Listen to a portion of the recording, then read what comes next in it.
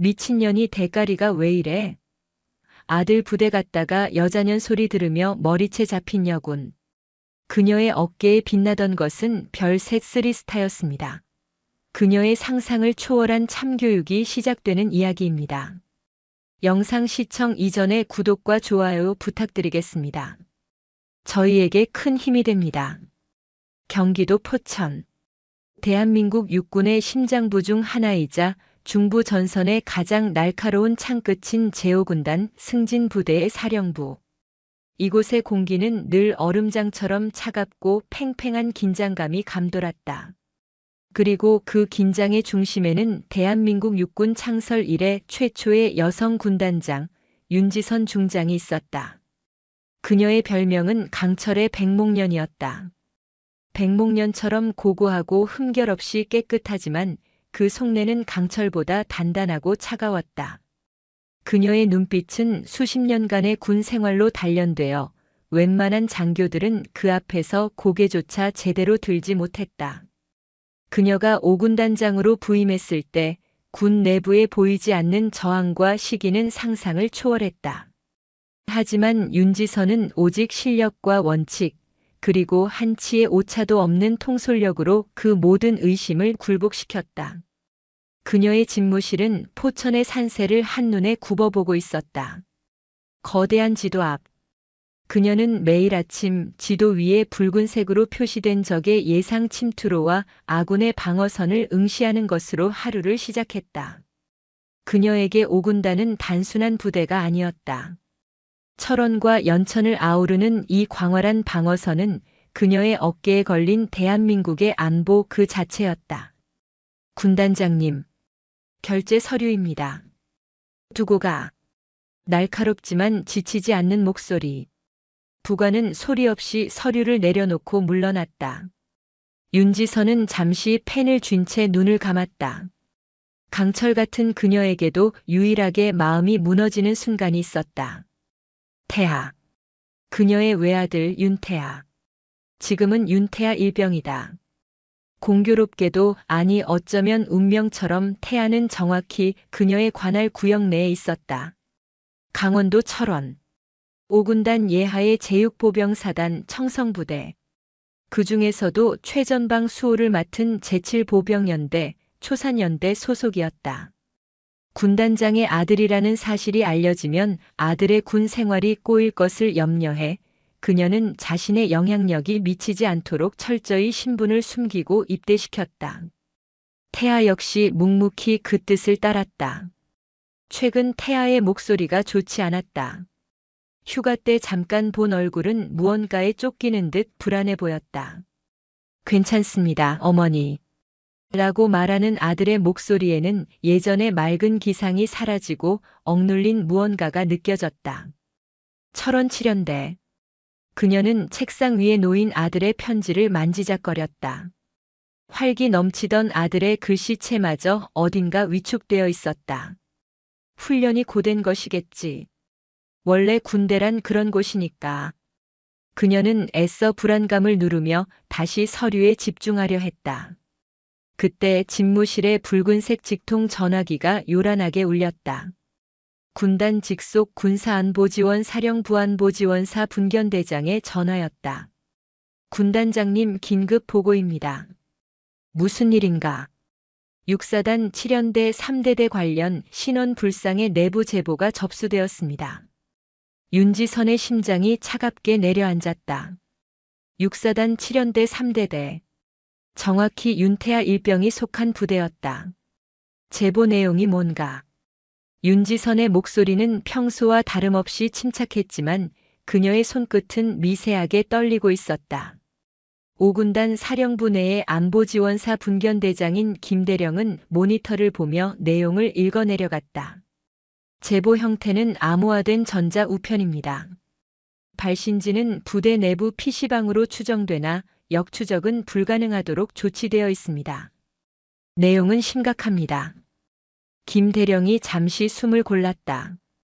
육사단 7연대 3대 대장 오만석 중령. 그리고 일부 간부들이 수년간 부대 운영비를 횡령하고 보급 유류 및 부식을 불법 반출해 온 정황이 있다는 내용입니다. 윤지선은 눈을 감았다. 단순 비리. 군에서 드물지 않게 발생하는 일이었다. 하지만 김 대령의 목소리는 이제 시작이라는 듯 낮게 가라앉았다. 그것만이 아닙니다. 3대대 내부의 상습적인 구타 및 가혹행위, 그리고 사망사고 은폐 의혹입니다. 사망사고. 약 2달 전 3대대 소속 김진우 상병이 야간 행군 훈련 중 실족하여 사망한 것으로 처리된 건이 있습니다. 하지만 제보자는 이것이 실족사가 아니라고 주장하고 있습니다. 김 상병이 오만석 중령의 비리를 외부에 제보하려다 발각되었고 그 직후 특별훈련이라는 명목으로 끌려나가 심각한 구타를 당했으면 사실상 방치되어 사망했다는 내용입니다. 윤지선의 호흡이 멈췄다. 김진우 상병. 아들 태아의 편지에서 몇 번 보았던 이름이었다. 가장 친한 동기라고 했었다. 제보자는 오 중령이 3대대를 완벽한 자신의 왕국으로 만들었으며 관심사병으로 분류된 병사들을 상대로 비인간적인 가혹 행위를 일삼고 있다고 합니다. 또한 연대장인 박상규 대령 역시 이 사실을 알고도 묵인 혹은 동조하고 있을 가능성을 제기했습니다. 근거는 김진우 상병이 사망 직전 자신의 관물대에 숨겨두었다는 수첩의 위치를 명시했습니다. 또한 부대 뒤편 폐창고에 비리 관련 이중 장부가 보관되어 있다는 구체적인 위치도 포함되어 있습니다. 윤지선은 자리에서 일어났다. 포천 사령부에서 철원 7연대 3대대까지는 차로 1시간이 채 걸리지 않는 거리였다. 하지만 그곳은 지금 그녀의 아들이 있는 지옥이 되어버렸다. 김대령. 군단 감찰부에 즉시 비노출 감사팀을 소집하도록. 나도 동행한다. 군단장님, 하지만 군단장님께서 직접 움직이시는 것은 내 아들이 그곳에 있다. 처음으로 윤지선이 사적인 감정을 드러냈다. 김대령은 숨을 삼켰다. 그래서 더더욱 나는 내 눈으로 직접 확인해야겠다. 내가 군단장이기 이전에 이 군복을 입은 군인이기 때문이다. 그녀의 목소리는 다시 강철로 돌아와 있었다. 단 철저히 신분을 위장한다. 나는 감찰부 소속의 윤지선 소령이다. 군단장이 아닌 일개 감사관으로 그 지옥의 문을 열겠다. 당장 준비해. 그녀는 전투복 상의를 벗어던지고 옷장 깊숙이 넣어두었던 계급장과 휘장이 모두 제거된 평범한 야전 상의를 꺼내 입었다. 그 위로 소령 계급장을 붙였다. 그녀의 눈이 얼음보다 차갑게 빛나고 있었다. 철원의 겨울바람은 포천보다 훨씬 더 살을 애는 듯했다. 눈발이 거세지기 시작한 오후 검은색 민수용 승합차 한 대가 6사단 7연대 3대대의 위병소 앞에 멈춰 섰다. 신분 확인하겠습니다. 위병소 근무자는 꽁꽁 얼어붙은 얼굴로 차창을 두드렸다. 조수석에서 안보지원사 김대령이 소령 계급장이 달린 전투복 차림으로 내렸다. 수고 많습니다. 5군단 감찰부에서 긴급 군수물자 점검 및 보안 감사차 나왔습니다. 김대령이 공문과 함께 자신의 신분증을 내밀었다. 위병 조장은 서류를 꼼꼼히 살폈다. 긴급 비노출 도장이 찍혀 있었다. 뒷좌석에 계신 분들도 신분증 부탁드립니다. 뒷좌석에서 2명의 남성과 1명의 여성이 내렸다. 모두 전투복의 소령, 대위 계급장을 달고 있었다. 그중 1명, 윤지선 소령의 계급장이 달린 여성이 바로 군단장 윤지선이었다. 그녀는 일부러 머리를 흐트러뜨리고 화장기 없는 얼굴에 피곤한 기색을 역력히 드러낸 채 위병에게 신분증을 건넸다. 여군이시네요. 고생 많으십니다. 위병은 별다른 의심 없이 신분증을 돌려주었다. 삼성 장군의 얼굴을 일개 위병이 알리 만무했다.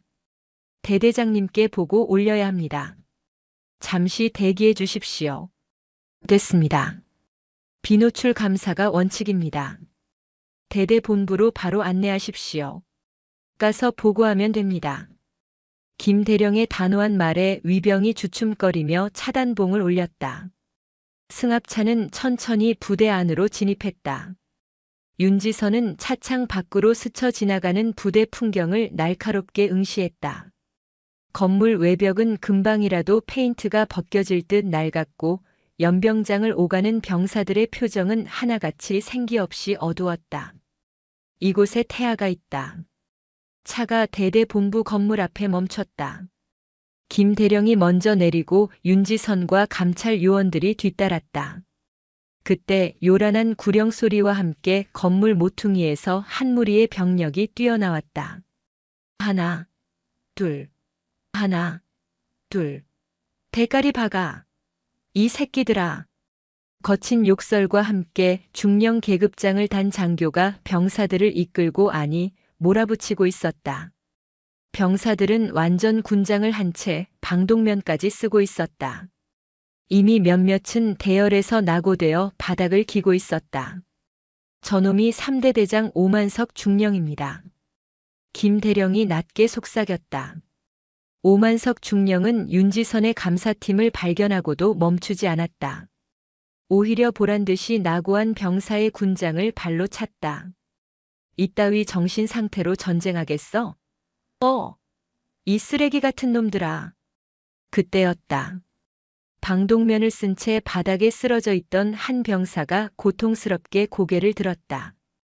윤지선과 눈이 마주쳤다. 방독면 렌즈 너머로 보이는 익숙한 눈. 윤태아 일병. 그녀의 아들이었다. 태아의 눈이 경악으로 물들었다. 어머니? 입모양이 그렇게 움직이는 듯 했다. 윤지선은 아들에게서 시선을 떼지 못했다. 아들의 전투복 무릎은 이미 피로 물들어 붉게 얼어붙고 있었다. 그 순간 오만석 중령이 그들 쪽으로 성큼성큼 다가왔다. 그는 땀과 경멸이 뒤범벅된 얼굴로 김대령이 내민 공문을 낚아채듯 받아들었다. 뭐야? 군단 감찰부? 지금 우리 애들 훈련하는 거 안 보여? 그는 공문을 대충 훑어보더니 바닥에 내팽개쳤다. 긴급? 비노출? 지랄하고 자빠졌네. 지금이 어느 땐데 이딴 종이 쪼가리 하나 들고 와서 훈련을 방해해. 오만석의 시선이 김대령을 지나 그 뒤에 선 윤지선에게 꽂혔다. 그는 위아래로 그녀를 훑어보며 비웃음을 터뜨렸다. 뭐야 이건. 핫바리 여군 나부랭이까지 데리고 왔어? 여기가 어디라고 여자가 기어들어와. 감찰부는 사람이 없나? 이런 여자년까지 감사관이라고 보내게. 모욕적인 언사였다. 김대령과 안보지원사 요원들의 얼굴이 굳었다. 윤지선은 그저 차가운 눈으로 오만석을 바라볼 뿐이었다. 뭘 봐, 이년아. 눈깔 안 까? 오만석은 윤지선이 자신을 똑바로 쳐다보는 것이 기분 나쁘다는 듯 성큼 다가와 그녀의 전투복 멱살을 움켜쥐려 했다. 어쭈 깡다구가 있네. 너 같은 년들은 본부에서 커피나 타면 딱인데 어디 감히 최전방 대대 와서 눈에 힘을 줘. 그는 멱살을 잡으려던 손을 바꿔 거칠게 윤지선의 머리채를 잡아챘다. 짧은 신음과 함께 윤지선의 고개가 거칠게 꺾였다. 그녀의 머리에서 전투모가 벗겨져 바닥으로 떨어졌다. 어머니. 그 광경을 목격한 윤태아 일병이 방독면을 벗어 던지며 비명을 질렀다. 오만석의 눈이 태아에게 향했다. 이 새끼가 미쳤나? 훈련 중에. 그 손. 머리채를 잡힌 윤지선이 얼음보다 차가운 목소리로 오만석의 말을 끊었다. 뭐? 그 더러운 손 당장 놓으라고 했다. 그녀는 고개가 꺾인 채 오직 불타는 눈빛만으로 오만석을 노려보았다. 그녀의 눈빛에서 뿜어져 나오는 살기는 철원 최전방의 혹한보다 더 지독한 것이었다. 이 미친년이 끝까지. 오만석이 손에 힘을 더 주려던 순간 뒤늦게 달려온 위병소장과 당직 사관이 새파랗게 질린 얼굴로 이쪽을 향해 달려오며 고함을 질렀다. 대대장님, 안 됩니다. 그분은 하지만 그들의 목소리보다 빠른 것이 있었다. 내놈 계급이 뭐라고 했나? 오만석 중령. 윤지선이 천천히 그러나 엄청난 힘으로 오만석의 손목을 비틀어 뿌리쳤다. 내놈은 지금 대한민국 육군 5군단장에게 하극상을 범했다. 그녀가 허리를 펴고 똑바로 서자 찢겨나간 소령 계급장 너머로 숨겨져 있던 강철의 위엄이 터져나왔다. 뭐? 5군단장? 오만석이 조롱하듯 웃음을 터뜨리려던 찰나 김대령과 안보지원사 요원들이 동시에 외투를 벗어젖혔다.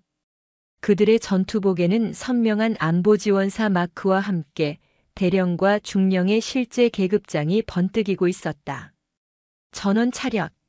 5군단장님께 대하여 경례. 김대령의 목소리가 연병장에 울려 퍼졌다. 승진. 오만석의 눈이 믿을 수 없다는 듯 흔들렸다. 그제야 그는 저 멀리서 연병장을 가로질러 미친 듯이 달려오는 칠연대장 박상규 대령의 모습을 발견했다. 박 대령은 이미 얼굴이 사색이 되어 있었다. 윤지선은 바닥에 떨어진 전투모를 주워들었다. 그리고 아들 윤태아 일병을 바라보았다. 아들은 충격과 공포 그리고 알 수 없는 슬픔이 뒤섞인 눈으로 어머니를 바라보고 있었다. 3대 대장 오만석 중령. 윤지선이 오만석에게 다가갔다. 그녀의 목소리는 이제 군단장의 것이었다. 부대 지휘 똑바로 하라고 했지. 내놈 사병들 머리채 잡고 흔들라고 그 자리에 앉힌 줄 아나. 군단장님, 이건 오해가 오해. 내놈이 감히 여자년이라고 부르며 머리채를 잡은 상관이 내놈 군단장이다. 윤지선은 오만석의 뺨을 올려다보며 나직이 말했다. 지금 이 순간부로 내놈을 보직 해임한다. 그리고 현 시간부로 6사단 7연대 3대대에 대한 5군단 감찰부의 전면 감사를 개시한다. 위병소 즉시 부대 출입을 전면 통제해. 그 누구도 그 어떤 자료도 이 부대 밖으로 나갈 수 없다. 철원의 연병장에는 거센 눈발과 함께 강철의 백목련이 내뿜는 서늘한 분노만이 가득했다. 철원의 연병장에 몰아치던 눈발이 거짓말처럼 잠시 멎었다. 그 자리에 내려앉은 것은 눈보다 더 차가운 정적이었다. 3대 대장 오만석 중령은 자신의 귀를 의심했다. 방금 전까지 자신의 소나귀에서 여자년이라 불리며 머리채를 잡혔던 저 소령이 5군단장이라고 했다. 뭐 군단장? 오만석의 눈동자가 지진이라도 난 듯 흔들렸다. 그는 본능적으로 고개를 돌려 연병장 입구를 바라보았다. 7연대장 박상규 대령이 군용 지프에서 거의 굴러떨어지다시피 내려 미끄러운 빙판길을 짚고 넘어질 뻔하며 미친 듯이 달려오고 있었다.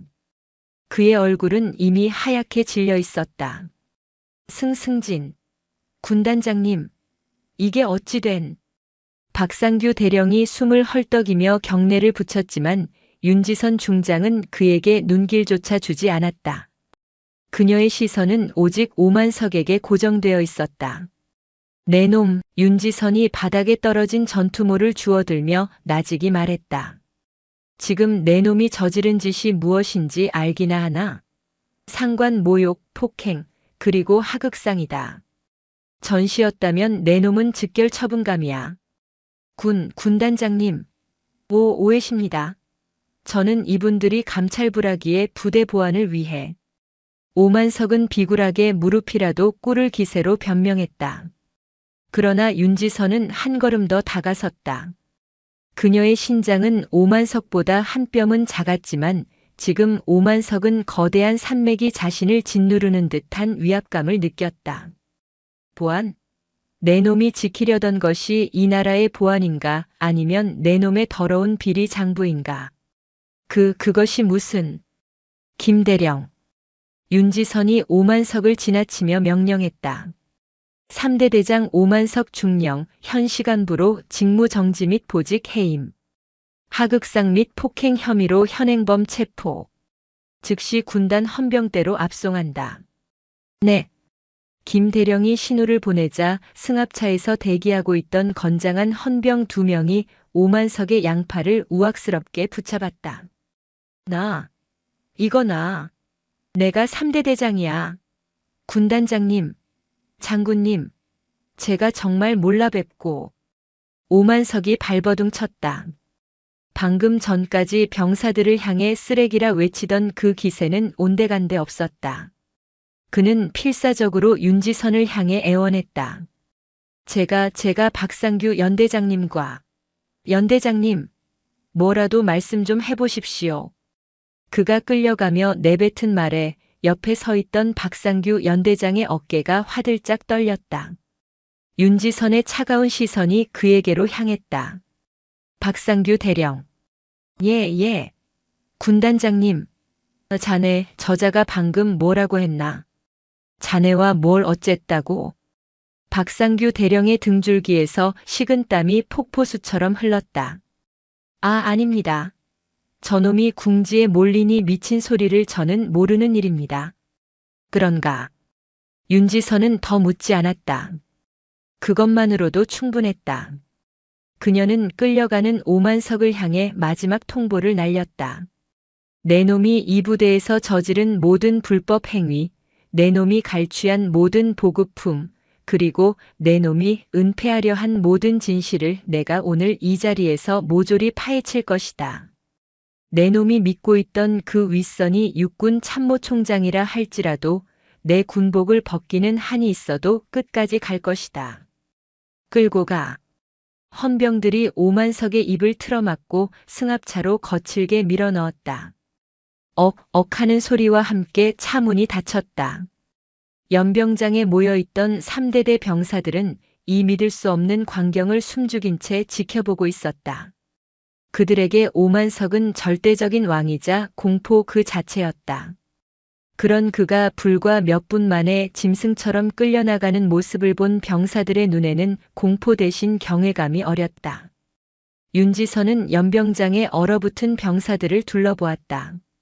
그리고 무릎에서 피를 흘리며 자신을 바라보는 아들 윤태아 일병을 향해 걸어갔다.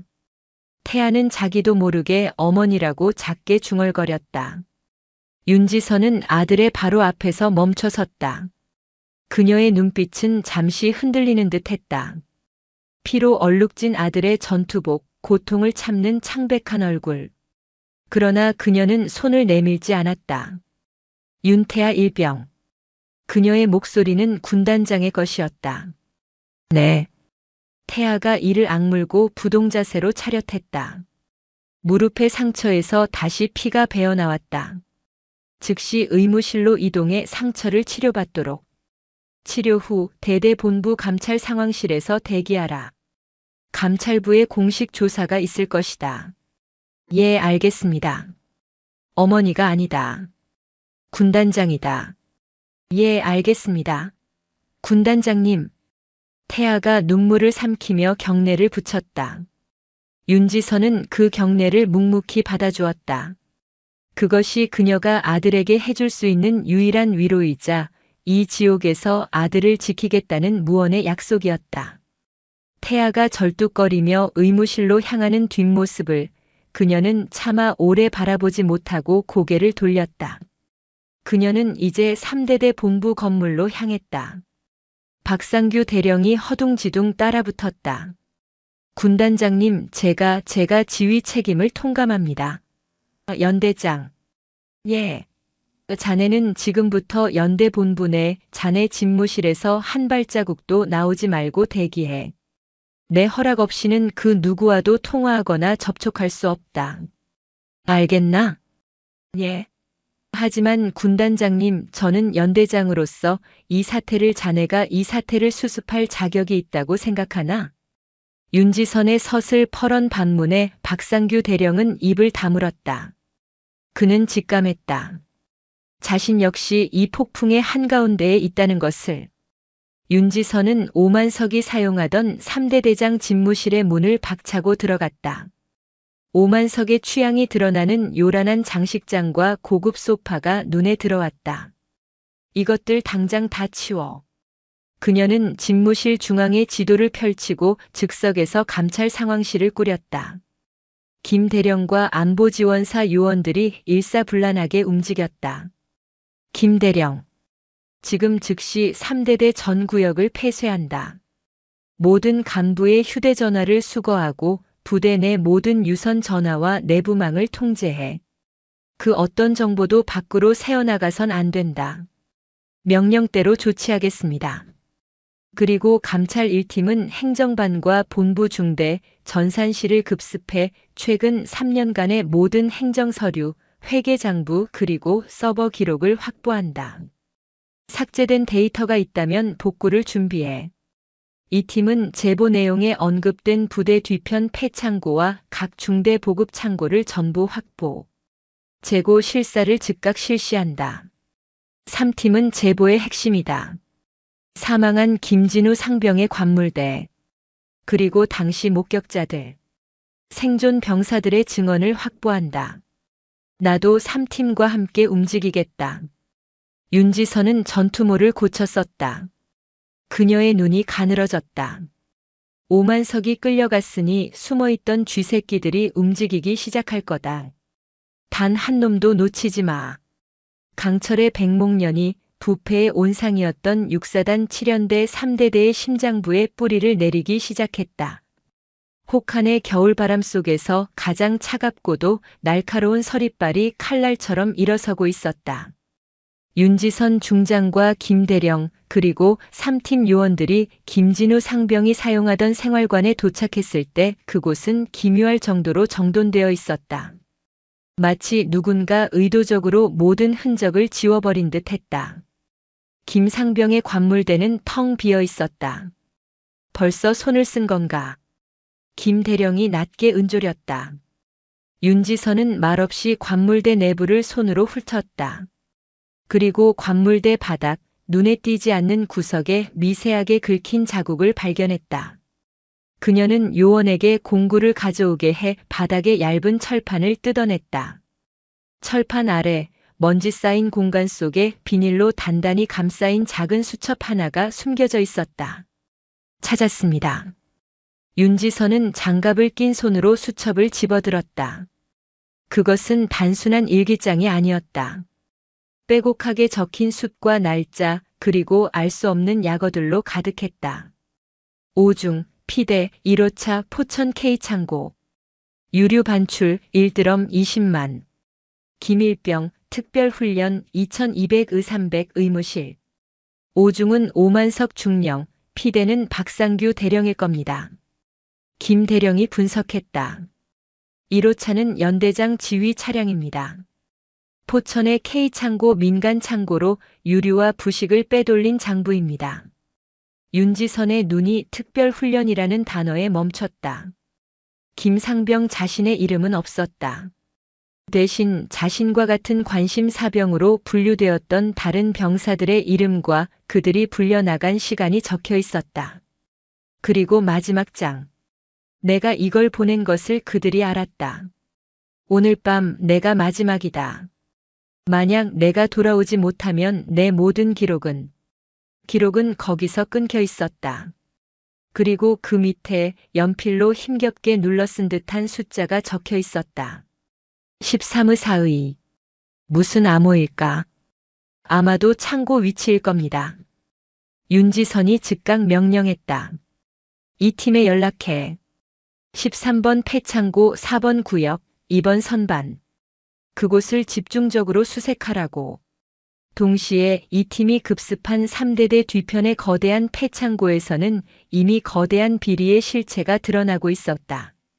문을 강제로 개방하고 들어선 창고 내부는 군수 창고가 아니라 거대한 도매 시장을 방불케 했다.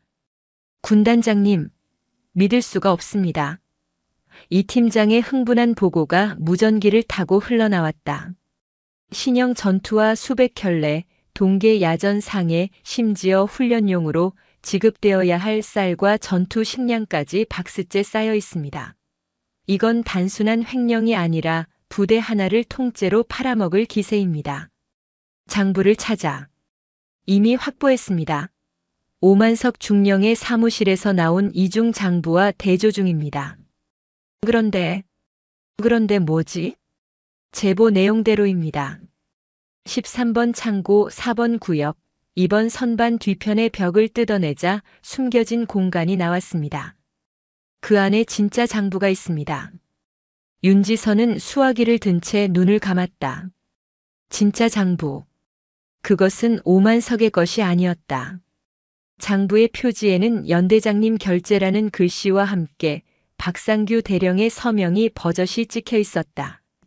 오만석은 행동대장이었고 박상규는 그 모든 것을 지시하고 묵인한 주범이었다. 그들은 수년간 3대대를 자신들의 사금고로 이용해왔던 것이다. 그 시각 의무실에서 치료를 받고 감찰 상황실로 불려온 윤태아 일병은 어머니, 아니 군단장 앞에 서 있었다. 윤지선은 김진우 상병의 수첩을 테이블 위에 올려놓았다. 윤일병. 이 수첩 본 적 있나? 진우 형 김상병님의 것입니다. 김상병이 왜 죽었지? 윤지선의 목소리는 감정을 배제한 채 사실만을 요구했다. 태아의 입술이 파르르 떨렸다. 그는 그날의 기억을 떠올렸다. 행군 중 실족사가 아닙니다. 알고 있다. 내가 본 것을 말해.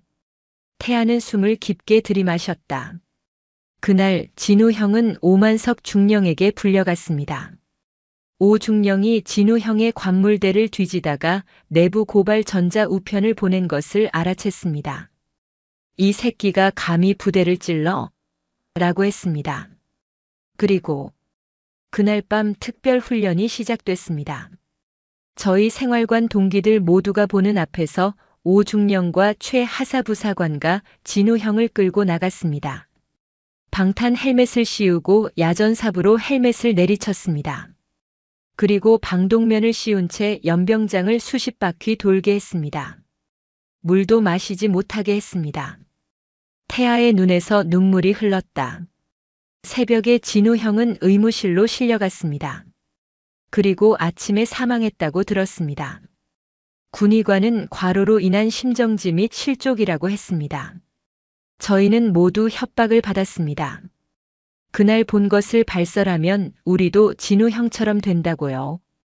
윤지선의 주먹이 책상 밑에서 하얗게 떨리고 있었다. 그녀의 아들이 이런 지옥 한가운데서 매일을 버티고 있었다. 윤일병. 그 특별 훈련에 가담한 자들, 묵인한 자들, 이름을 전부 말해. 3대 대장 오만석 중령, 본부중대 최진국 하사, 그리고 의무반장 김상사입니다. 그는 진우 형이 실려왔을 때 응급 조치를 하지 않고 방치했습니다. 바로 그때 행정반을 수색하던 1팀에서 또 다른 보고가 들어왔다. 군단장님, 인사 기록에서 이상한 점을 발견했습니다. 3대대 본부중대 소속 박철민 병장. 지난 2년간 모든 급여와 보급품이 정상 지급된 것으로 나오나 실제로는 존재하지 않는 병사입니다. 유령 병사입니다. 유령 병사. 김진우 상병의 살인. 연대장까지 연루된 조직적인 군수품 횡령. 사건의 퍼즐이 맞춰지고 있었다. 이것은 단순한 비리가 아니었다. 육사단 7연대, 어쩌면 그 이상까지 뿌리 깊게 박힌 거대한 부패의 연대기였다. 윤지선은 수첩에 적힌 마지막 단어를 떠올렸다. 내가 죽으면 내 모든 기록은 김대령, 김진우 상병의 모든 기록을 찾아. 사망 당일의 CCTV, 의무 기록 모든 것을. 그가 남긴 모든 기록은 이 수첩 하나가 아닐 것이다. 윤지선 중장의 명령은 즉각 실행되었다. 감찰 1팀은 3대대 본부의 통합상황실과 전산실을 장악했다. 김진우 상병이 사망한 그날, 그가 오만석 중령에게 끌려가던 복도와 연병장을 비추던 폐쇄회로 텔레비전 영상이 필요했다. 그것이야말로 살인의 직접적인 증거였다. 군단장님 이상합니다. 전산실의 서버를 확인하던 안보지원사 요원의 목소리가 다급해졌다. 왜 그러나? 서버가 비어 있습니다. 무슨 소리지? 김진우 상병의 사망 당일 정확히 그날을 기점으로 이전 2달간의 모든 영상 기록이 완벽하게 삭제되었습니다. 단순 삭제가 아닙니다. 전문적인 프로그램을 이용해 데이터를 복구 불가능하게 덮었었습니다. 이건 오만석 중령이 방금 체포되기 전에 할 수 있는 수준의 작업이 아닙니다. 윤지선의 등골이 서늘해졌다. 오만석이 아니라고? 그렇다면 내부에 공범이 있다는 뜻이다. 그것도 자신들의 감찰 착수 사실을 미리 알고 있었거나 혹은 오만석이 체포되는 것을 실시간으로 지켜보며 즉각 증거를 인멸할 수 있는 위치의 인물이었다. 지금 당장 대대본부에 남아있는 모든 간부들, 특히 정보 및 작전, 통신 담당자들 전원 집합시켜. 아무도 믿을 수 없다. 윤지선이 상황실을 장악하는 동안 연대 본부에 감금되어 있던 박상규 대령은 초조하게 손톱을 물어뜯고 있었다. 그는 윤지선이 자신의 집무실에 보초까지 세워두었지만 책상 밑에 숨겨둔 2번째 휴대전화 대포폰을 꺼내 들었다. 이대로 죽을 순 없다. 오만석이 다 불어버리기 전에 내가 먼저 선수를 쳐야 해. 그는 떨리는 손으로 단축 번호를 눌렀다. 신호음이 몇 번 가고 묵직한 목소리가 들려왔다. 박 대령인가? 이 시간에 무슨 일이지? 육사단장 이철민 소장이었다. 윤지선과는 육사 동기지만 진급에서 밀리고 그녀가 군단장으로 부임하자 노골적으로 불만을 표출하던 인물이었다. 사단장님, 큰일 났습니다. 지금 윤지선 군단장이 박상규 대령은 필사적으로 상황을 왜곡했다. 윤 군단장이 자기 아들이 구타당했다는 이유로 군단 감찰팀을 이끌고 3대대를 습격했습니다. 오만석 중령을 하극상으로 체포하고 부대를 마비시켰습니다. 이건 명백한 월권이자 사단 지휘 체계를 무시하는 행위입니다. 뭐? 윤 군단장 아들이 3대대에 있었나? 그렇습니다. 사적인 감정으로 부대를 뒤집어 엎고 있습니다. 사단장님께서 막아주셔야 합니다. 이철민 소장은 잠시 말이 없었다. 윤지선에 대한 사적인 반감 그리고 자신의 관할 부대가 군단장에게 직접 유린당했다는 분노가 치밀었다. 알겠다. 일단 기다려. 전화가 끊어졌다. 박상규 대령은 안도의 한숨 대신 더 큰 불안감에 휩싸였다. 이걸로 될까? 만약 윤지선이 장부를 찾아내면 그 순간 감찰 상황실의 윤지선에게도 전화가 걸려왔다. 발신자는 육사단장 이철민 소장이었다. 윤 군단장. 이철민 소장의 격앙된 목소리가 전화기를 뚫고 나왔다. 지금 뭐 하는 짓인가? 예하 사단장에게 보고도 없이 내 관할 부대를 무력으로 점거해. 이게 군단장의 지휘 방식인가? 이 장군. 윤지선의 목소리는 얼음장 같았다. 5군단 감찰부의 정당한 감사 활동이다. 육사단 7연대의 심각한 비리 및 살인 은폐 혐의에 따른 것이다. 살인 은폐? 박 대령에게 보고받았다. 자네 아들 문제로 감찰권을 남용하고 있다는 것 아닌가? 당장 부대에서 철수해. 이건 내가 육군 본부에 정식으로 문제 제기하겠다. 좋을 대로 해라. 단 이 장군. 자네가 지금 이 감사를 방해하려는 이유가 단순히 사단장의 자존심 때문인가? 아니면 자네 역시 이 비리에 연루되어 있기 때문인가? 무슨 망발인가? 박상규 대령이 빼돌린 군수품의 종착지가 어딘지 나는 곧 알게 될 것이다. 그때 가서도 그런 말이 나올지 지켜보지. 전화 끊겠다. 윤지선은 이철민의 고함 소리를 무시하고 전화를 끊어버렸다. 젠장. 그녀는 처음으로 욕설을 내뱉었다. 사단장까지 방해하고 나섰다. CCTV는 삭제되었고 내부엔 배신자가 있다. 오만석과 박상규를 잡아넣어도 몸통을 잡지 못하면 이 사건은 지휘 책임 수준에서 꼬리 자르기로 끝날 것이다. 김진우 상병의 죽음은 영원히 묻히게 된다. 기록 김진우 상병이 남긴 또 다른 기록. 그녀는 다시 의무실에서 돌아와 대기 중이던 태아를 불렀다. 윤일병. 다시 한번 생각해봐. 김상병이 수첩 외에 무언가를 남기지 않았나? 디지털 파일 같은 것. 태아는 고개를 저었다. 진우 형은 컴퓨터를 믿지 않았습니다. 언제든 삭제될 수 있다고요. 그래서 늘 손으로. 태아는 무언가 생각난 듯 눈을 크게 떴다. 있었습니다.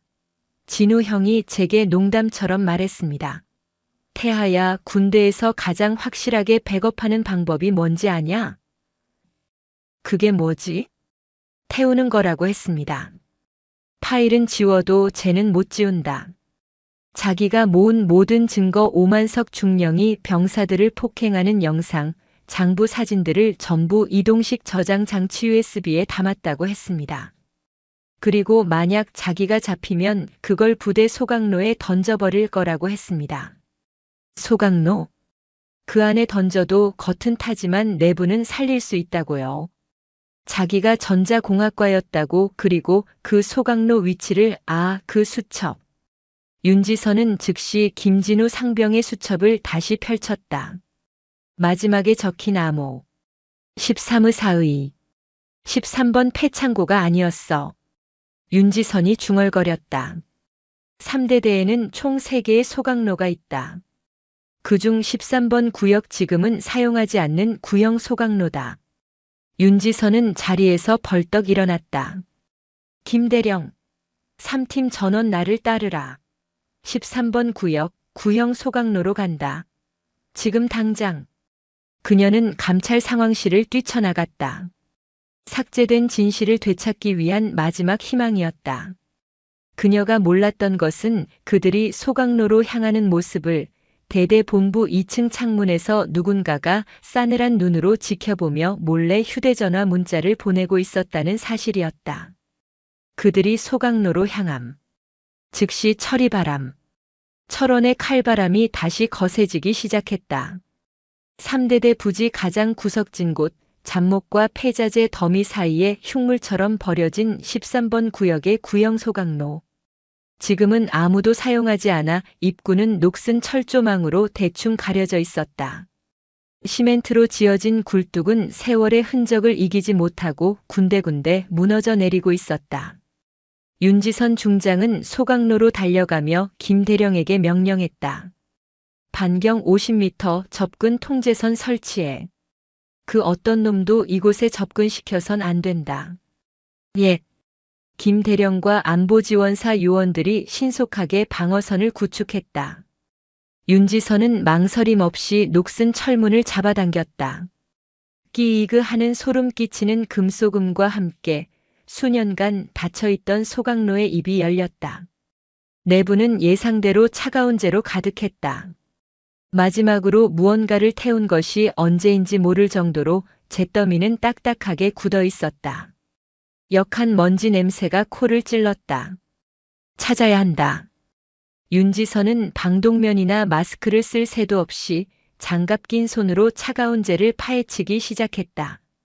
요원 한 명이 손전등을 비추고 다른 요원들은 삽과 부삽을 들고 잿더미를 뒤집었다. 군단장님, 저희가 됐다. 내 손으로 찾아야겠다. 그 아이의 마지막 흔적을. 그녀의 손길은 다급했지만 동시에 한 줌의 재도 허투루 넘기지 않으려는 듯 신중했다. 김진우 상병.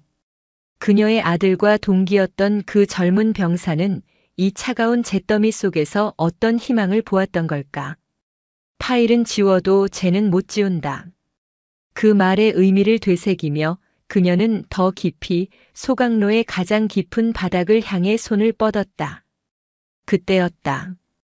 그녀의 손끝에 딱딱한 재와는 다른 미묘하게 이질적인 감촉이 느껴졌다. 그녀는 숨을 참고 천천히 그것을 끄집어냈다.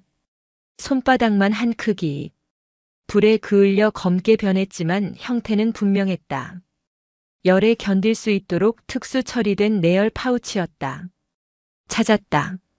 그녀가 파우치를 여는 순간 안쪽에서 반짝이는 작은 물체가 모습을 드러냈다. 이동식 저장 장치 USB. 김진우 상병이 자신의 목숨과 바꾼 모든 진실이 담긴 불씨였다. 바로 그 순간 정적을 깨고 날카로운 바람 소리와는 다른 무언가가 어둠을 갈랐다. 푸식.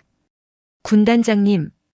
윤지선의 바로 옆에서 손전등을 비추던 요원이 목에 무언가 박힌 채 신음하며 쓰러졌다. 마취총이었다. 적습. 전원 엄폐. 김대령이 고함을 지르며 윤지선을 감쌌다. 어둠 속 잡목 더미와 폐자재 사이에서 검은색 특수 전투복을 입은 괴한들이 일제히 튀어나왔다.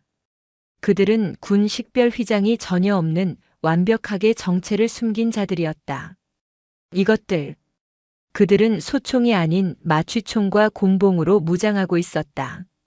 살인이 목적이 아니라 제압과 탈취가 목적이었다. 그리고 그들의 목표는 명확했다. 윤지선의 손에 들린 이동식 저장 장치였다. 저 여자를 잡아. 물건을 빼앗아.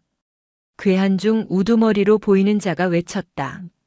안보지원사 요원들이 즉각 대응 사격을 하려 했지만 적들은 이미 연막탄을 터뜨리며 지근거리까지 접근해왔다. 백병전이 벌어졌다. 군단장님 피하십시오. 김대령이 권총을 꺼내 들며 앞을 가로막았지만 윤지선은 물러서지 않았다. 그녀는 이동식 저장 장치를 전투복 안주머니 깊숙이 밀어넣었다. 이걸 빼앗기면 끝이다. 사수해. 그녀는 군단장이기 이전에 수십 년간 최전방에서 구른 특급 전사였다. 자신을 향해 곤봉을 휘두르며 달려드는 괴한의 팔목을 꺾어 안쪽으로 파고들었다. 크억. 괴한이 비명을 질렀다. 윤지선은 꺾은 팔을 그대로 이용해 상대를 방패 삼아 뒤로 물러섰다. 그녀의 눈은 분노로 불타올랐다. 감히 군단장의 작전 구역에 정체불명의 무장 세력이 나타나 감찰 활동을 방해하고 위해를 가했다. 이것은 명백한 반역 행위였다. 하지만 숫자가 너무 많았다. 그들은 전문적으로 훈련받은 자들이었다. 안보지원사 요원들이 하나둘 마취총에 맞고 쓰러졌다. 김대령, 저놈들의 배후다. 육사단 수색대대 놈들일 가능성이 크다. 이철민이 보낸 거야. 젠장. 김대령이 분전했지만 두 명의 괴한이 동시에 그를 덮쳤다. 김대령이 쓰러지는 것을 본 괴한들의 우두머리가 윤지선을 향해 비웃으며 다가왔다. 윤지선 장군. 여자 몸으로 군단장까지 달았으면 곱게 책상이나 지킬 것이지. 왜 사서 고생을 하십니까? 내 놈들 정체가 뭐냐? 우리는 청소부입니다. 장군님처럼 너무 깊이 파고드는 분들이 어지른 것들을 치우는. 우두머리가 손짓하자 남은 괴한 넷이 동시에 윤지선을 향해 달려들었다. 윤지선은 이를 악물고 마지막 저항을 준비했다. 그때였다. 멈춰. 거기까지다. 부대 본부 방향에서 요란한 함성과 함께 수십 개의 손전등 불빛이 이쪽을 향해 달려왔다. 3대대 병사들이었다. 윤태아 일병이 맨 앞에서 소리치고 있었다. 군단장님께서 위험하다. 저기다. 전원 저놈들을 잡아.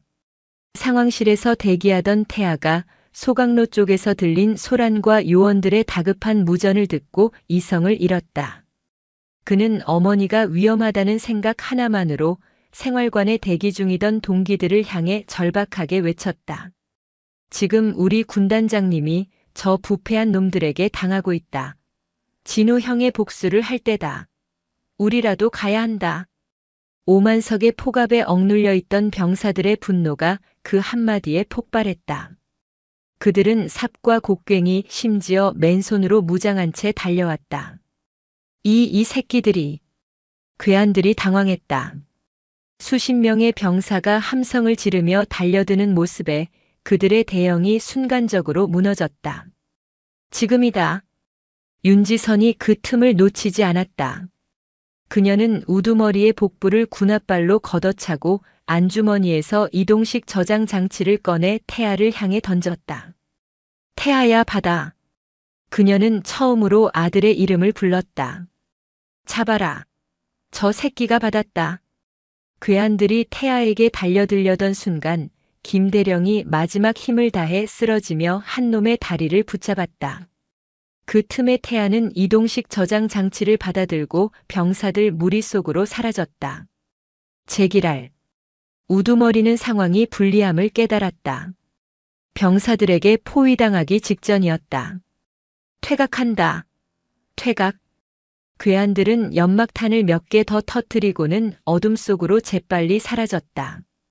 소강로 주변에는 쓰러진 안보지원사 요원들과 분노에 찬 병사들, 그리고 잿더미 위에 선 윤지선 중장만이 남아있었다. 그녀는 피 묻은 장갑을 천천히 벗었다. 이철민 사단장. 그가 단순히 감찰을 방해하는 수준이 아니었다. 그는 증거를 인멸하기 위해 현직 군단장을 상대로 무력 도발을 감행했다. 김대령 정신이 드나. 콜록 예 군단장님. 면목 없습니다. 마취 기운에서 겨우 깨어난 김대령이 몸을 일으켰다. 아니다. 내 덕분에 살았다. 윤지선은 병사들 무리 속에서 자신을 바라보는 아들을 향해 고개를 끄덕였다. 그리고 저 아이들 덕분이다. 그녀는 무전기를 집어들었다. 그녀의 목소리는 분노로 얼어붙어 있었다. 여기는 5군 단장. 5군단 예하 전 부대의 진돗개 하나를 발령한다. 예. 군단장님, 진돗개는 대침투. 명령이다. 지금 이 순간 6사단은 적이다. 6사단 지휘부를 제외한 5군단 헌병특수임무대 전원과 군단 기무부대 전 병력을 3대대로 즉각 출동시켜 6사단 사단장 이철민 소장 그리고 7연대장 박상규 대령을 적에 동조한 이적 행위 혐의로 체포한다. 이것은 선전포고였다. 군단장이 예하 사단장에게 그것도 이적 혐의를 적용해 체포 명령을 내린 것은 창군 이래 초유의 사태였다. 철원의 하늘 아래 강철의 백목련은 가장 춥고도 무서운 꽃을 피우고 있었다. 윤지선 중장의 진돗개 하나 발령은 5군단 사령부를 발칵 뒤집어 놓았다. 군단 참모장은 이성을 잃은 명령이라며 재고를 요청했지만 윤지선은 단호했다. 명령 불복종인가? 지금 당장 군단 헌병대를 출동시키지 않으면 참모장 자네부터 직무유기로 다스리겠다. 육사단장이 군단장의 감찰 활동을 무력으로 방해하고 위해를 가했다. 이것은 군사 반란 시도에 준하는 행위다. 그녀의 서슬 퍼런 기세에 5군단 직할 헌병특수임무대특임대가 즉시 출동했다. 검은색 특수 차량들이 포천을 출발해 철원으로 향하는 동안 3대대 본부 상황실은 폭풍전야의 고요함에 휩싸였다. 윤태아 일병이 이동식 저장 장치를 어머니에게 건넸다. 어머니 아니 군단장님. 여기 있습니다. 수고했다. 윤일병. 너와 내 동기들이 오늘 군을 구했다. 윤지선은 저장 장치를 김대령에게 넘겼다. 즉시 보안 노트북에 연결해. 내용물을 확인한다. 김대령이 떨리는 손으로 저장 장치를 연결했다. 드라이브 인식 중 그러나 화면에 뜬 것은 예상치 못한 경고창이었다. 오류 드라이브를 인식할 수 없습니다. 김대령이 몇 번이고 다시 연결을 시도했지만 결과는 같았다. 이럴 리가 군단장님, 저장 장치가 손상된 것 같습니다. 손상? 아마도 소각로 내부의 열기나 혹은 오랜 시간 방치되면서 물리적으로 고장난 듯합니다. 절망적인 침묵이 상황실을 덮쳤다. 김진우 상병의 마지막 희망이 그들의 눈앞에서 재가 되어버린 듯했다. 오만석을 체포하고 박상규를 잡아넣고 심지어 이철민 사단장에게 반기를 들었지만 이 모든 것을 뒷받침할 결정적인 증거가 사라진 것이다. 하윤지선은 허탈한 웃음을 터뜨렸다. 결국 이렇게 끝나는 건가? 그녀가 무력감에 빠져 눈을 감으려던 순간 윤태아 일병이 다급하게 외쳤다. 아닙니다. 아직 하나 더 있습니다. 모든 시선이 태아에게 쏠렸다. 그게 무슨 말인가, 윤일병. 진우 형은 하나만 준비하지 않았습니다. 그는 늘 최악을 대비했습니다. 소각로의 저장 장치가 발견되거나 손상될 경우를 대비해서 제게 또 다른 것을 맡겼습니다. 그게 뭔가? 그는 그가 폭행당하던 날 밤 끌려가기 직전에 저를 몰래 불렀습니다. 그리고 자신의 군번줄을 제게 주었습니다. 태아는 자신의 목에서 군번줄을 꺼냈다. 2개의 인식표가 달려 있었다. 하나는 윤태하, 그리고 다른 하나는 김진우. 이건 그냥 군번줄이 아닙니다. 태아는 김진우의 군번줄 인식표 2개를 겹쳤다. 그리고 한쪽 모서리를 비틀었다. 딸깍 소리와 함께 인식표의 얇은 옆면이 열렸다. 그 안에는 손톱보다 작은 크기의 초소형 저장 장치 마이크로 SD 카드가 숨겨져 있었다. 상황실의 모든 인원들이 숨을 삼켰다. 김진우 상병은 자신의 죽음을 예감하고 가장 믿었던 동기에게, 그리고 군인의 신념 그 자체인 군번줄의 마지막 진실을 숨겨두었던 것이다. 이건. 김 대령이 즉시 저장 장치를 받아 리더기에 꽂았다. 이번에는 정상적으로 인식되었다. 화면에 수십 개의 파일이 나타났다. 폭행 CCTV 원본, 오중령 통화 녹음 유류 반출, 피대령 접대장부, 사망 당일 의무실 영상. 그들은 떨리는 손으로 폭행 CCTV 원본 파일을 열었다. 화면이 켜지고 날짜는 2달 전 그날 밤을 가리키고 있었다. 영상의 내용은 처참했다. 오만석 중령과 최 하사가 김진우 상병을 복도로 끌고 나와 군홧발로 무자비하게 짓밟는 장면이 고스란히 담겨 있었다. 비명소리, 뼈가 부러지는 듯한 둔탁한 소리, 그리고 이 새끼가 감히 찔러 죽여버려 라는 오만석의 목소리까지 생생하게 녹음되어 있었다. 이것은 가혹행위가 아니었다. 명백한 살인이었다. 윤지선은 아들의 눈을 가려주고 싶었지만 태아는 2 눈을 부릅뜨고 그 참상을 목격했다. 그의 눈에서 뜨거운 눈물이 흘러내렸다. 진우 형 흑. 윤지선은 아들의 어깨를 감싸 안았다. 이번에는 군단장이 아닌 어머니로서였다. 울어라 아들아. 그리고 똑똑히 봐라. 내 동료가 어떻게 죽어갔는지. 그리고 우리가 저들을 어떻게 심판해야 하는지. 그녀는 눈물을 닦고 다시 모니터를 응시했다. 피대령 접대장부 파일을 열었다. 거기에는 박상규 연대장이 오만석을 통해 횡령한 돈으로 상급 부대의 누군가에게 정기적으로 상납한 내역이 빼곡히 적혀 있었다. 그리고 그 상납 리스트의 가장 윗줄에 낯익은 이름이 적혀 있었다. 육사단장 이철민 소장. 이철민은 단순히 부하의 비리를 묵인한 것이 아니었다. 그 자신이 이 거대한 부패의 정점이었던 것이다. 그가 감찰을 방해하고 무장 병력까지 동원한 이유가 명확해졌다. 김대령. 윤지선의 목소리는 이제 모든 감정이 사라진 강철 그 자체였다. 이 자료 즉시 복사해서 군단 사령부 그리고 자네가 가진 가장 안전한 채널을 통해 국방부 조사본부로 직송해. 하지만 군단장님, 국방부까지 가려면 이철민이 손을 쓸 수도 있습니다. 그래서 내가 직접 가겠다. 윤지선은 전투모를 고쳐 썼다. 지금부터 3대대 전 병력은 군단 특임대의 보호하에 연병장으로 집합시킨다. 이철민과 박상규를 잡으러 온 헌병 특임대에게는 육사단 지휘부로 진격하라고 명령해. 나는 이 증거를 들고 육사단장실로 직접 가겠다. 군단장님, 위험합니다. 그놈들이 무슨 짓을 할지 모릅니다. 알고 있다. 하지만 내 부하들이 내 아들 앞에서 살해당했다. 그리고 그 원흉이 내 부하 장군이다. 군단장인 내가 직접 그놈의 계급장을 뜯어내야겠다. 그녀는 상황실 문을 열었다. 밖에는 방금 전에 습격 소식을 듣고 달려온 3대대의 모든 병사들이 불안과 분노가 뒤섞인 눈으로 그녀를 바라보고 있었다. 그녀는 아들 태아의 어깨를 마지막으로 두드렸다. 너는 여기에 남아 내 동료들을 지켜라. 어머니가 아니 군단장이 이 지옥을 끝내고 오겠다. 강철의 백목련이 부패의 심장부를 향해 마지막 발걸음을 내디. 육사단 사령부 청성부대의 심장부. 철원군 서면에 위치한 사단 본청은 겉보기에는 평온했지만 그 내부는 이미 전쟁터였다.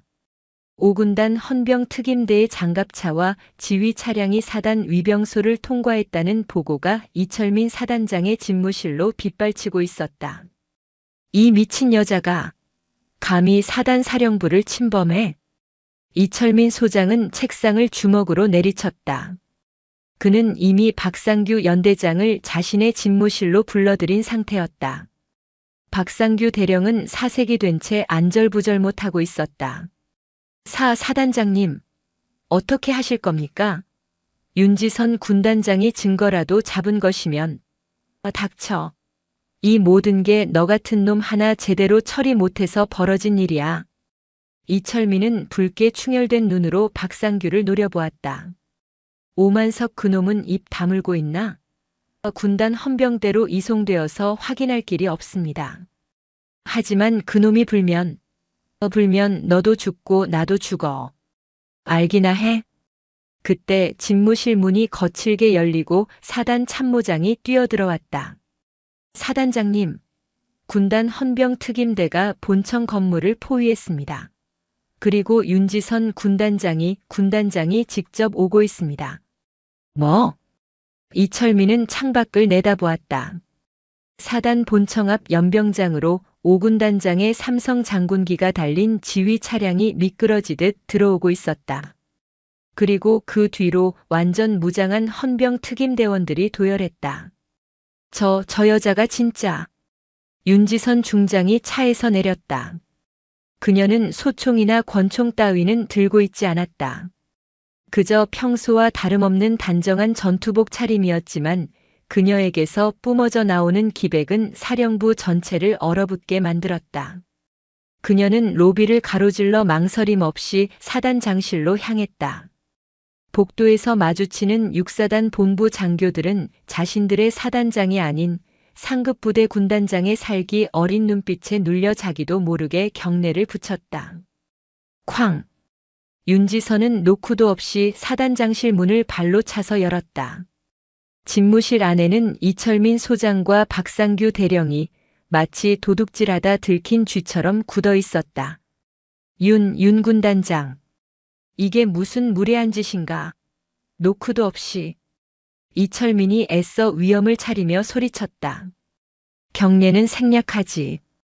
윤지선이 차가운 목소리로 말했다. 그녀는 천천히 걸어가 이철민의 거대한 집무 책상 앞에 섰다. 자네를 더 이상 나의 부하 장군으로 인정할 수 없기 때문이다. 뭐라고? 윤지선, 내가 지금 계급장 떼고 한판 붙자는 건가? 내년이 아들놈 감싸고 돈다고 부대를 뒤집어 엎은 것도 모자라. 이제 사단 사령부까지 점령해. 이게 반란이 아니고 뭔가. 이철민이 고함을 지르며 윤지선을 손가락질했다. 박상규 대령은 그 뒤에 숨어 벌벌 떨고 있었다. 반란? 윤지선은 코웃음을 쳤다. 반란은 자네가 했지. 이철민 소장. 그녀는 품 안에서 작은 저장 장치 하나를 꺼내 책상 위로 던졌다. 김진우 상병의 군번줄에 숨겨져 있던 바로 그것이었다. 이게 뭐지? 내 놈들의 살인 기록이다. 윤지선의 말에 이철민과 박상규의 얼굴이 하얗게 굳었다. 육사단 7연대 3대 대장 오만석 중령, 그리고 7연대장 박상규 대령. 두 놈은 김진우 상병의 내부 고발을 막기 위해 그를 특별훈련이라는 명목으로 집단 구타에 살해했다. 거짓말. 증거 있나? 박상규가 버럭 소리를 질렀다. 증거? 윤지선은 박상규를 경멸하듯 쳐다봤다. 그 안에는 내 놈이 오만석이와 통화하며 너무 심하게 다뤘다. 사단장님이 덮어주실 거다라고 말한 내 놈 목소리가 그대로 담겨 있다. 그리고 내 놈들이 김상병을 짓밟아 죽이는 그 순간의 영상도 들어있지.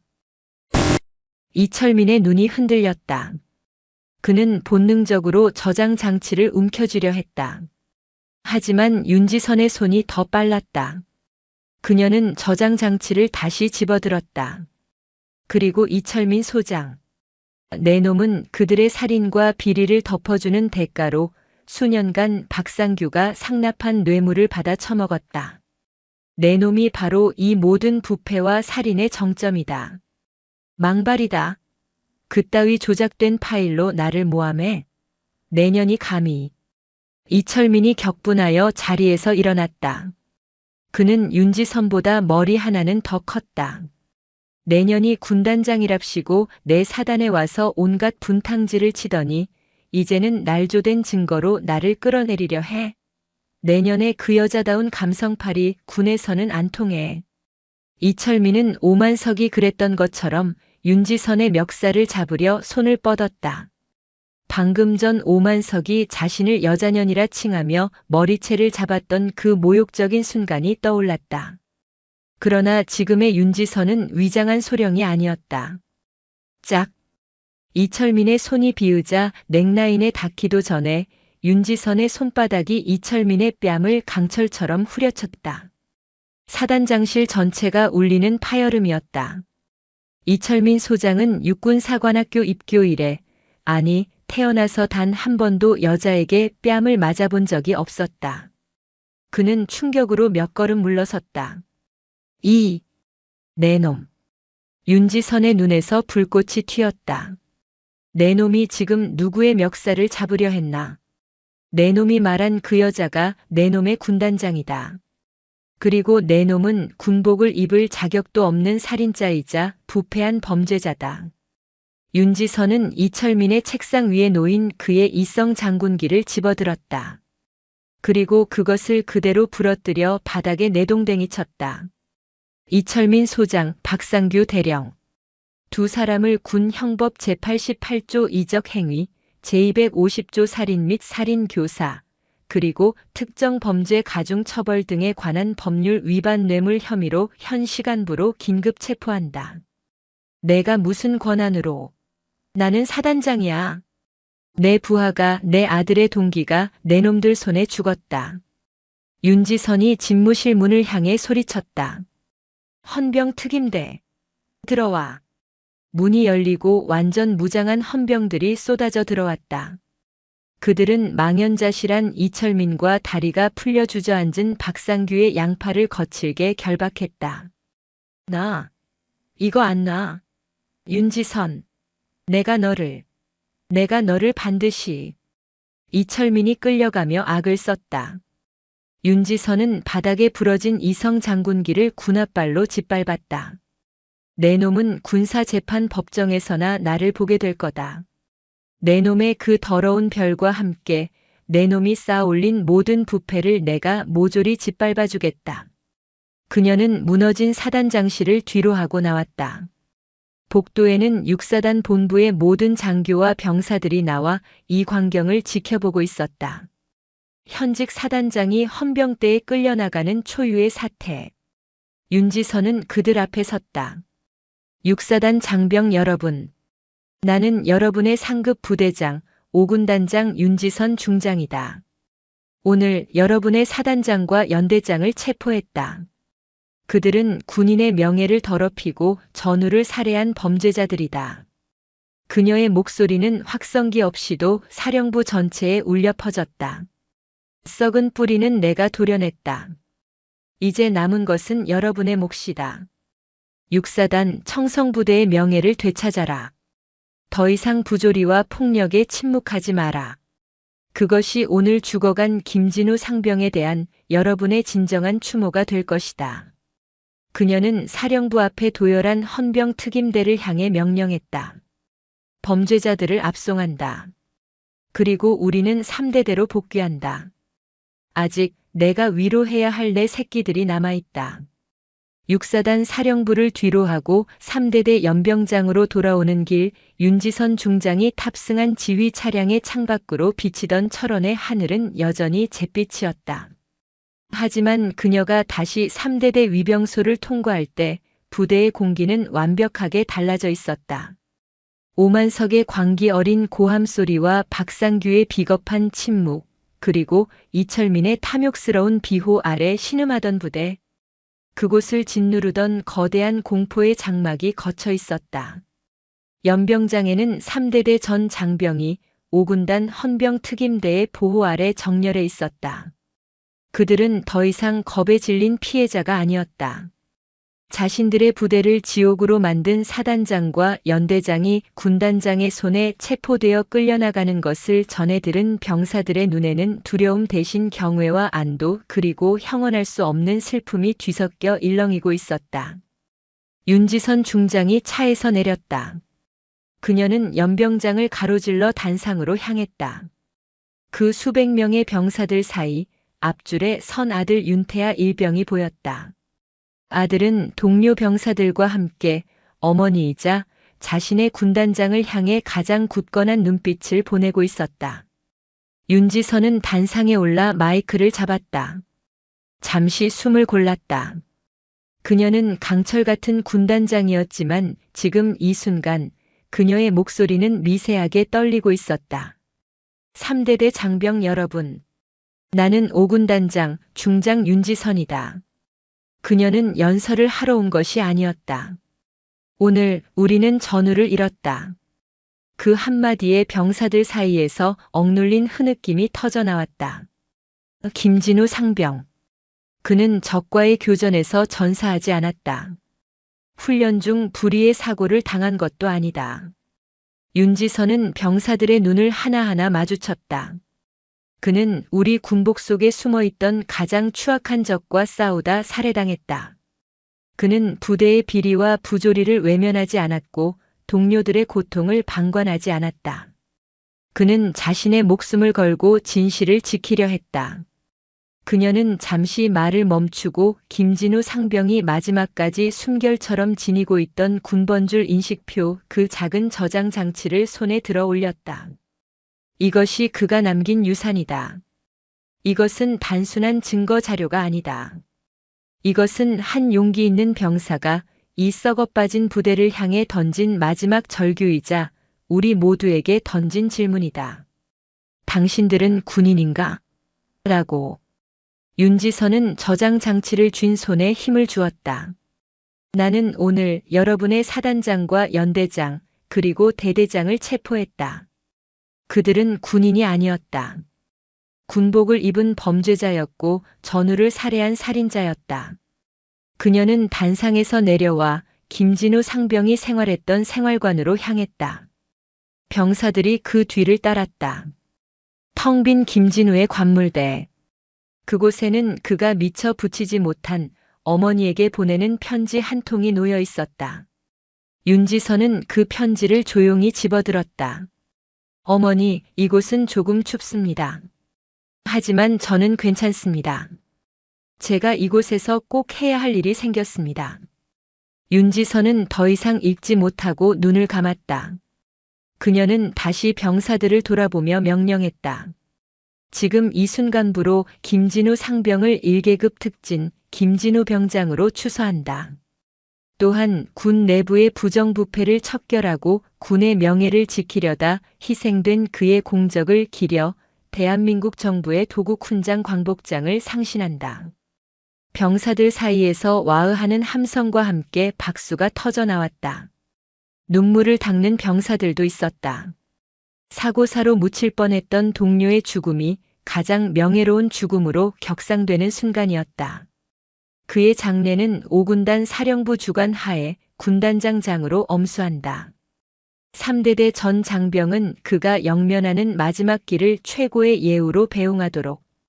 이것이 우리가 그에게 진 빚을 갚는 첫걸음이다. 윤지선은 아들 태아를 바라보았다. 태아는 울고 있었지만 입술을 깨물고 있었다. 그것은 슬픔의 눈물이자 진실이 승리하는 것을 목격한 감격의 눈물이었다. 그날 이후 5군단, 아니 대한민국 육군 전체가 뒤집혔다. 윤지선이 국방부 조사본부에 직접 제출한 김진우 병장의 마지막 기록은 거대한 폭풍이 되어 군 상층부를 강타했다. 국방부 장관은 대국민 사과를 발표했고 참모총장은 직접 5군단을 방문해 윤지선 중장에게 전폭적인 수사 권한을 위임했다. 육사단 7연대 3대대를 시작으로 한강도 높은 감찰은 육사단 전체, 나아가 5군단 예하부대 그리고 박상규와 이철민이 연루된 모든 보급선과 인맥을 향해 거침없이 뻗어나갔다. 결과는 참혹했다. 이철민 소장에게 뇌물을 상납하고 비리를 묵인받은 것은 박상규 대령 하나만이 아니었다. 육사단 예하의 다른 연대장들과 참모들까지 줄줄이 엮여들어갔다. 유령 병사를 만들어 급여를 빼돌린 행정보급관 김진우 병장의 사망 진단서를 허위로 작성하도록 압력을 행사한 의무사령부의 고위 간부, 심지어 오만석과 결탁하여 유류와 부식을 빼돌린 포천의 민간업자들까지 수십 명이 군복을 벗거나 쇠고랑을 차야 했다. 오만석에게 불려가 김진우 병장을 직접 폭행했던 최진국 하사는 물론 의무실에서 고통을 호소하던 김 병장을 방치했던 의무반장 김상사 역시 살인 공범 혐의로 구속되었다. 그리고 몇 달 뒤 대한민국 고등군사법원에서 역사적인 판결이 내려졌다. 피고인 이철민 전 육군 소장. 피고인은 군의 안위를 책임지는 사단장으로서의 본분을 망각하고 예하부대 지휘관들의 추악한 비리를 묵인 동조 나아가 주도하였으며 부하 병사의 억울한 죽음을 은폐하고 진실을 밝히려는 상급 부대장의 정당한 감찰 활동을 무력으로 방해하려 하였다. 이는 국가 반역에 준하는 행위로 그 죄질이 이루 헤아릴 수 없이 무겁다. 이에 재판부는 피고인에게 사형을 선고한다. 이철민은 법정에서 쓰러졌다. 이어진 판결은 더욱 단호했다. 피고인 박상규 전 육군 대령. 살인 교사 및 대규모 횡령, 상관에 대한 뇌물공여. 무기징역에 처한다. 피고인 오만석. 전 육군 중령. 직권 남용, 살인, 사체 유기 방조 피고인 역시 사형을 선고한다.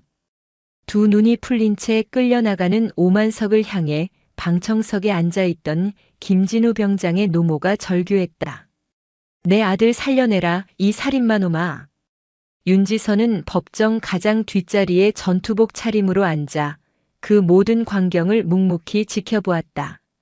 그녀의 표정에는 승리감도 기쁨도 없었다. 그저 무거운 책임감과 먼저 떠난 젊은 영혼에 대한 깊은 애도만이 남아있었다. 정의는 실현되었지만 그 대가는 너무도 컸다. 육사단은 사실상 해체에 준하는 개편을 겪었다. 지휘부의 3분의 2가 교체되었다. 7연대 3대대는 새로운 지휘관과 기관 장병들로 완전히 재편되었다. 시간이 흘러 철원에 다시 따뜻한 봄바람이 불기 시작했다. 그날의 악몽 같던 혹한이 지나가고 연병장에는 푸른 잔디가 돋아났다. 3대대 병사들의 구보 소리는 더 이상 절망적인 기합이 아닌 활기 넘치는 함성이 되어 있었다. 윤지선 중장이 다시 3대대를 찾았다. 이번에는 감찰이 아닌 정기적인 부대 순시였다. 말끔하게 정비된 생활관, 밝은 표정으로 격려하는 병사들. 모든 것이 제자리를 찾은 듯 했다. 그녀는 부대 한편에 마련된 작은 추모비를 찾았다. 김진우 병장의 용기를 기리며 그 앞에는 갓 꺾은 들꽃 한 다발이 놓여 있었다. 승진. 뒤에서 익숙한 목소리가 들렸다. 어느새 상병 계급장을 단 윤퇴하였다. 아들은 그동안 훌쩍 더 자라 이제 어머니의 어깨보다 높아져 있었다. 어머니 아니 군단장님. 오셨습니까? 그래 윤상병. 부대 생활은 괜찮나? 윤지선이 돌아보며 물었다. 태아는 맑게 웃었다. 그늘졌던 얼굴은 온데간데 없었다. 예, 그렇습니다. 새로 오신 대대장님도 좋으시고 동기들과도 잘 지내고 있습니다. 두 사람 사이에는 잠시 침묵이 흘렀다. 그들은 나란히 서서 추모비를 바라보았다. 어머니. 그래. 그날 감사했습니다. 제 어머니여서가 아니라 제 군단장님이셔서 감사했습니다. 진우 형도 하늘에서 고마워할 겁니다. 윤지선은 말없이 아들의 어깨를 두드렸다. 그녀의 손길은 강철처럼 단단했지만 그 어느 때보다 따뜻했다. 태아야. 예, 어머니. 내가 지켜야 할 것은 저기 저 휴전선만이 아니다. 내 옆에 있는 전우, 그리고 내가 발 딛고 선 이 부대의 명예. 그것이 내가 진정으로 지켜야 할 것임을 잊지 마라. 예. 명심하겠습니다. 윤지선은 아들을 뒤로 하고 다시 지휘 차량에 올랐다. 그녀는 포천의 5군단 사령부로 돌아가야 했다. 아직 그녀가 책임져야 할 수많은 부대와 장병들이 기다리고 있었다. 차창 밖으로 철원의 푸른 산하가 스쳐 지나갔다. 윤지선은 눈을 감았다. 그녀의 별명은 강철의 백목련이었다. 사람들은 그녀가 강철처럼 차갑고 단단해서 그렇게 불렀지만 그녀는 스스로 알고 있었다. 백목련은 가장 추운 겨울을 견뎌내고 가장 먼저 봄을 알리기 위해 피어나는 꽃이라는 것을. 그녀는 대한민국의 가장 추운 곳에서 썩어버린 잿더미를 뚫고 피어난 한 송이 강철 목련이었다. 그리고 그녀가 그 자리에 서 있는 한 이 땅의 아들들이 부조리한 어둠 속에서 쓰러져가는 일은 두 번 다시 없을 것이었다. 그녀의 강철 같은 신념은 그날 3대대 병사들의 가슴 속에 그리고 대한민국 육군의 역사 속에 영원히 꺼지지 않을 불씨로 새겨졌다. 오늘도 시청해 주셔서 감사합니다. 영상이 즐거우셨다면 구독과 좋아요 부탁드리겠습니다.